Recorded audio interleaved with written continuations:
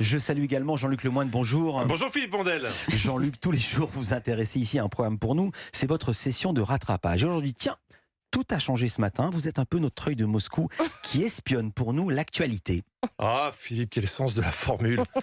C'est presque ça, parce que comme je travaille beaucoup depuis mon canapé, je dirais plutôt que je suis votre fesse des Hauts-de-Seine. Mais par contre, doucement avec les références à la Russie, parce qu'il est toujours là, et il nous écoute peut-être.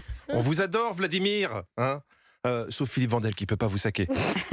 C'est pas vrai, mais on sait jamais. Ouais. S'il arrive quelque chose à Philippe, on saura qu'on est sur écoute. Je suis désolé, il faut faire des tests. J'ai vu cette tactique dans Jurassic Park quand ils essaient d'attirer le T-Rex avec une chèvre.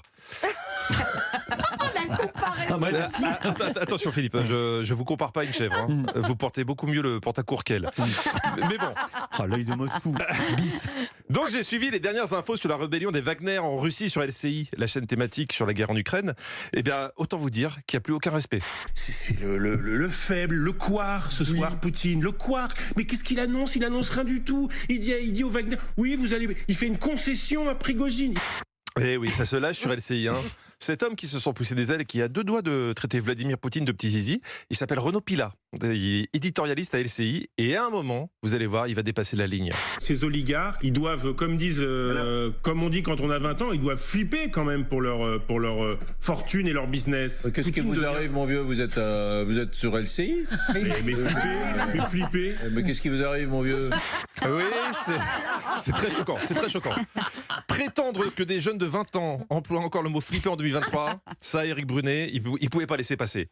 Bon, la Russie, en ce moment, ça occupe toutes les chaînes info, vous le savez, mais il y a quand même d'autres news dans l'actualité, donc je voulais savoir ce qui occupait les rédactions en deuxième position hier matin. BFM TV, il est 8h, merci une nouvelle fois d'être avec nous. Question ce matin, sur quoi va déboucher la mise au point Poutine-Prigojine? Le contrôle judiciaire de Pierre Palmade a été allégé, il a été vu samedi en boîte de nuit. Passer directement de l'Ukraine à la soirée en boîte de nuit de Pierre Palmade, voilà ce qui arrive quand tu fais ton sommaire au Shifumi. Alors j'ai préféré changer de sujet pour parler d'un autre maître du monde, Donald Trump. Il se vante de ne pas avoir déclassifié des documents top secrets qu'il a gardés chez lui et qu'il montre à son équipe. C'est top secret, regardez. C'est pas incroyable? Regarde ça, j'ai une grosse pile de papier. Ça c'est mon Donald, ça c'est mon champion. Quand il a un secret, il peut pas s'empêcher de faire le cliquet. On dirait vous, Philippe. Comme quand vous aviez créé une pièce cachée dans les toilettes pour élaborer votre plan secret visant à prendre le contrôle d'Europe 1. Et que la moitié de la station était au courant car vous l'aviez annoncé sur Instagram. Bon, par contre, ce sont des dossiers hautement confidentiels. Top secret, ce sont les informations secrètes. Regardez. Voilà, des dossiers en partie stockés dans les toilettes de sa résidence de Floride. Le mec a stocké ça dans ses toilettes. Moi j'ai mis des vieux ça m'intéresse sur les mystères du transit. Lui, il a le plan de toutes les bases secrètes des États-Unis et les derniers rapports sur les échanges avec les extraterrestres en libre service. C'est quand même la preuve que quand tu abuses de la décoloration, ça finit par toucher le cerveau.